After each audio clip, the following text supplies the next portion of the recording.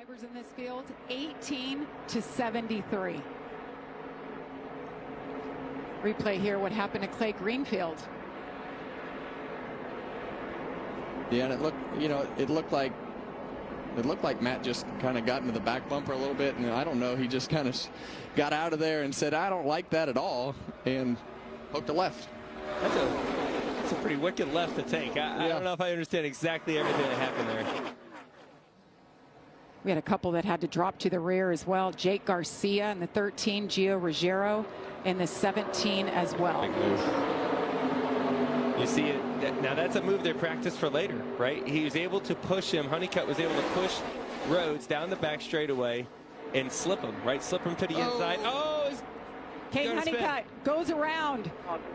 Was just battling for the lead, now hard into the inside wall. Caution comes out for the first time. Man, I just felt like they were racing so aggressive so early. There's a lot of, moving around in the front of the pack, right? When you're further back, there's not much you can do. But those first lead 4 cars, they were making moves. Middle fire, get rolling. Here we go. We're rolling.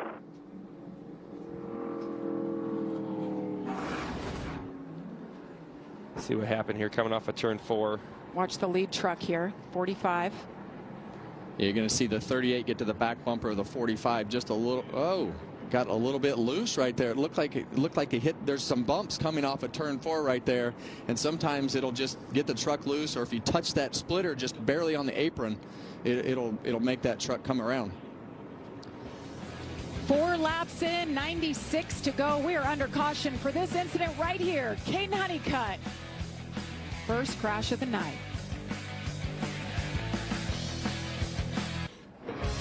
Welcome back to Daytona International Speedway, where we are under caution for the first time in the Craftsman Truck Series.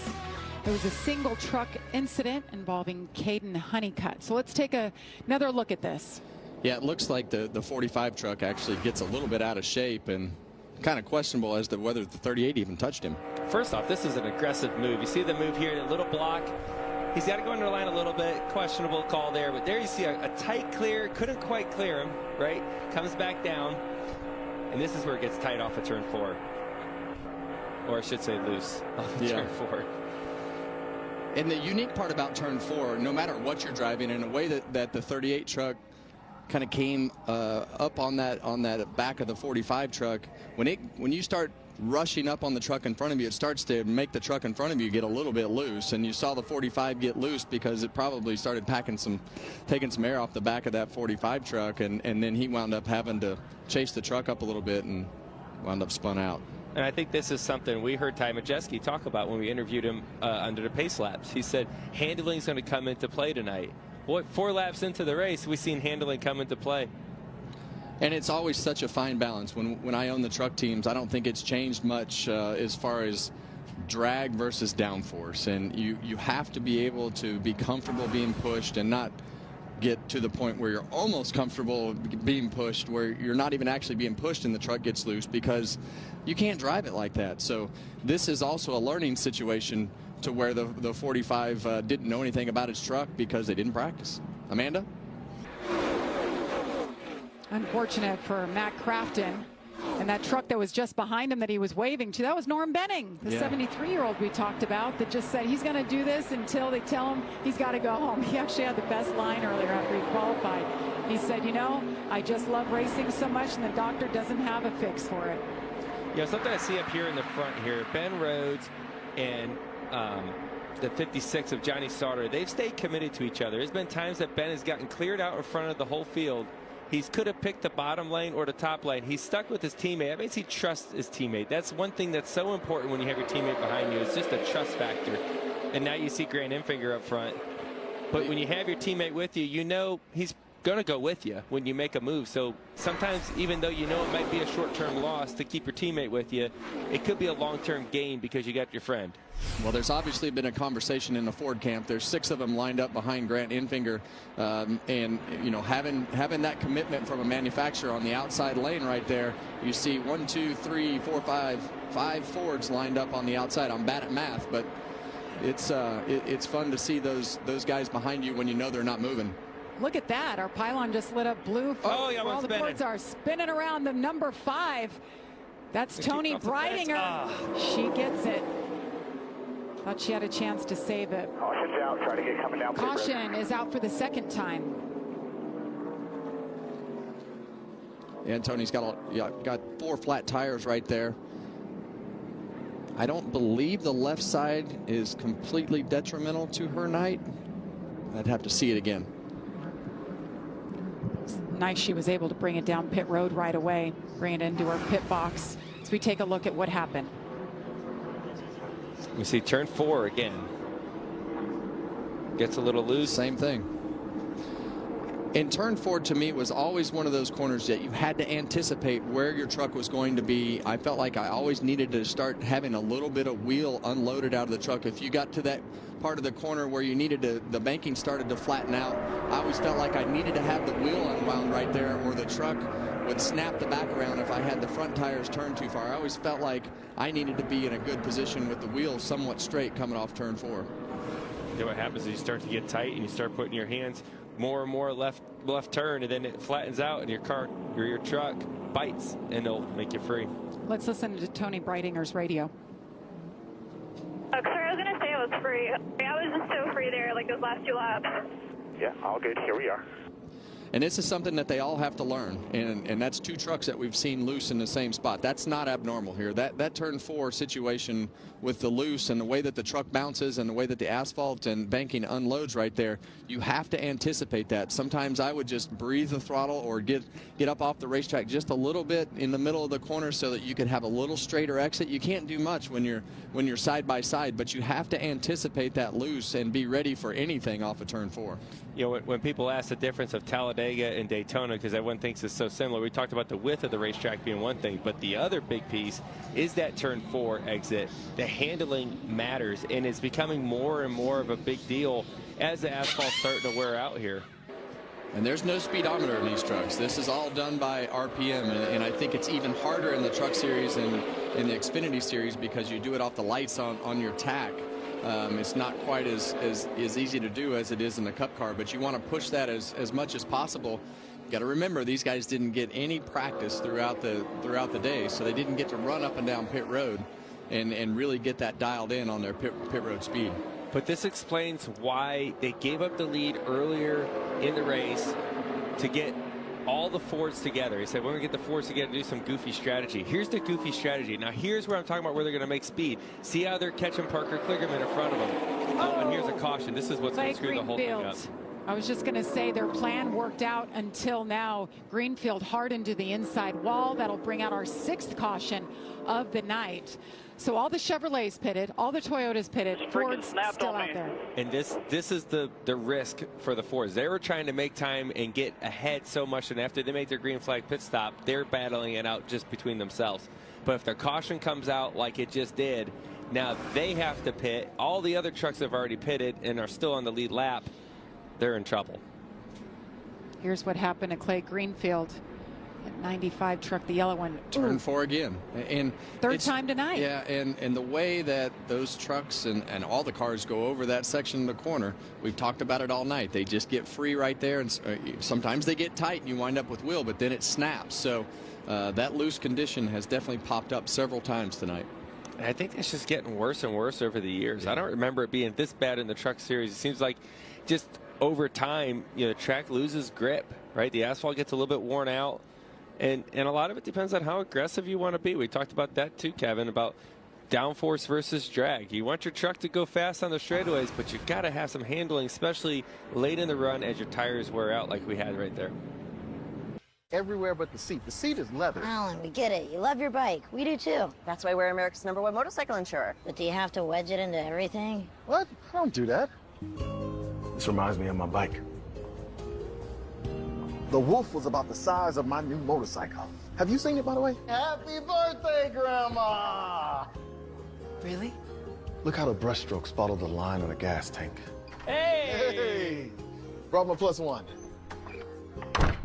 Jamie. Caution is out for the 7th time at Daytona. You saw it in side-by-side, multiple trucks involved. Looked like it all started with Jack Wood. He got into the outside wall, and it was truck after truck, a lot of damage. You see it right there. Huge hit, though, for Raja Caruth. Tony Breidinger involved in her second incident. Matt Crafton. It was a good night going until this moment.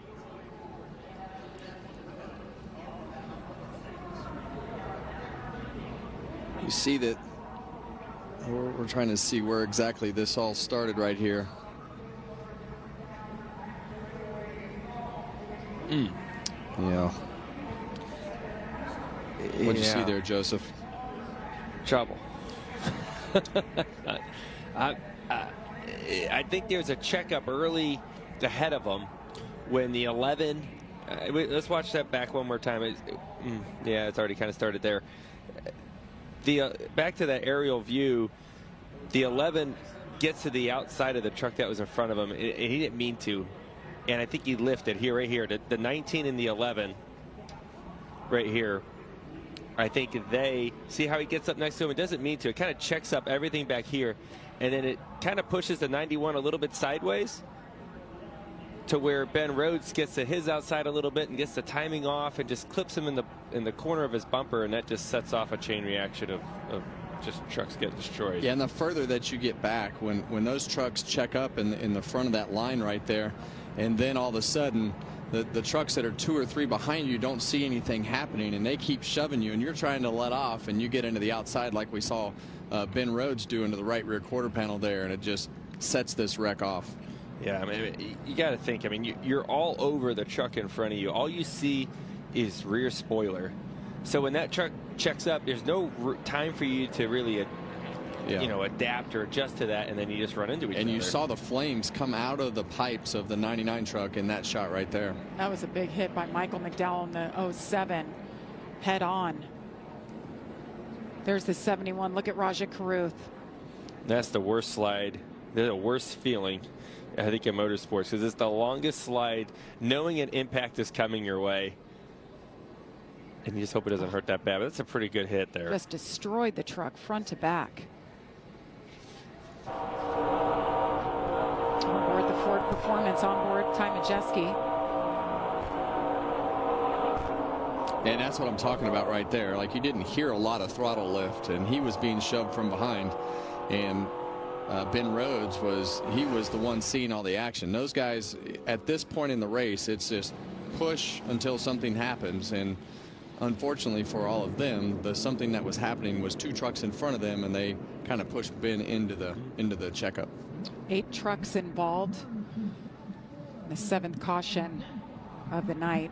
You think about how fast your reaction times have to be, right? If you're right on that truck in front of you and they lift, you have to be ready to go to the brakes that quick, and you're not ready for it, right? You're thinking you're gonna be wide open, you're aggressive, you're gonna push down the straightaway, we're gonna move our lane, and then everything gets a little bit wonky in front of you, and you got to lift.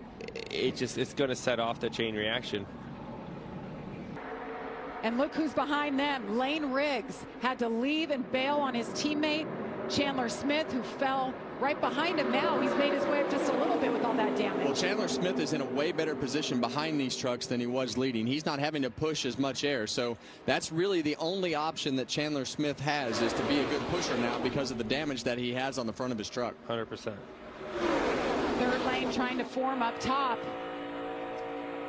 Still have up your help. There you go. You saw that truck of Parker Kligerman be the last one to pull out in front of that top line. Saw the momentum coming. We saw this with Eric Jones last night in a qualifying race. Made a perfect block to go from the bottom lane to the second lane right there to lead that outside line with a lot of help behind him. And what I've seen here, all this shuffling, moving around, the experience is leading again, right? The guys that are up front a lot of times is now back up there. High-speed chess match. See the sparks fly off of Lane Riggs.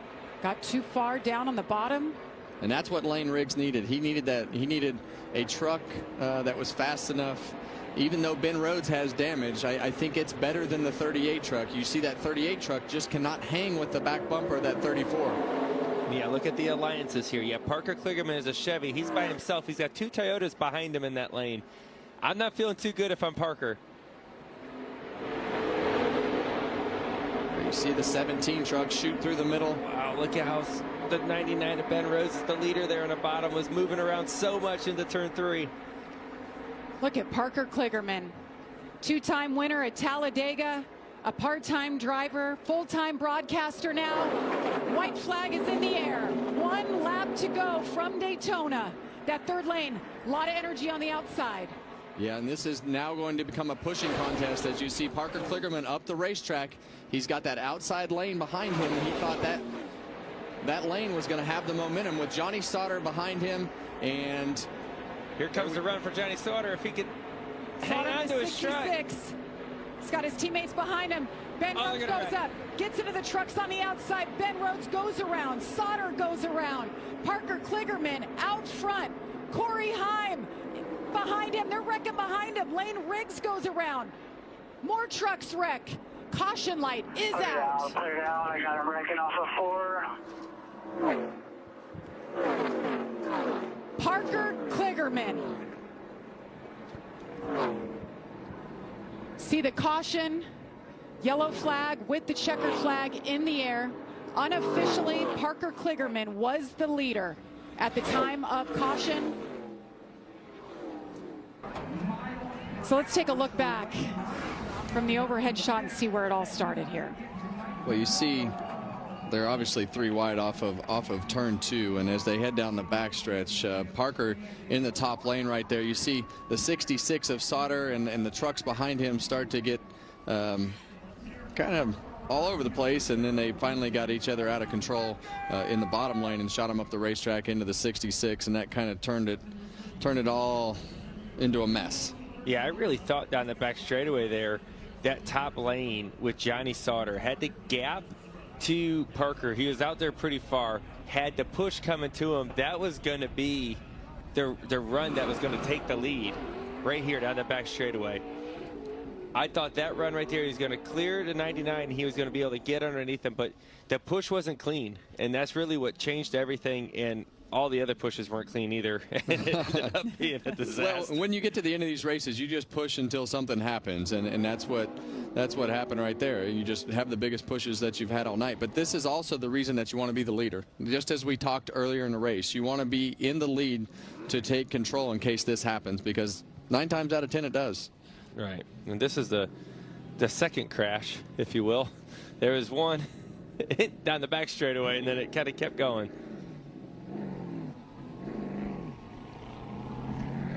Yeah, and you see that 99 truck gets shot up the racetrack into the side of the 66. Unbelievable shots. Well, after it was all said and done, it was all about Parker Kligerman getting the win. It's been a great night for Joey Logano, Kevin Harvick, Amanda Busick, Josh Sims, Regan Smith, and our entire Fox Sports team. I'm Jamie Little. ARCA race tomorrow on Fox. Sunday, our coverage for the Daytona 500 at 11:30. Right now, it's hoops.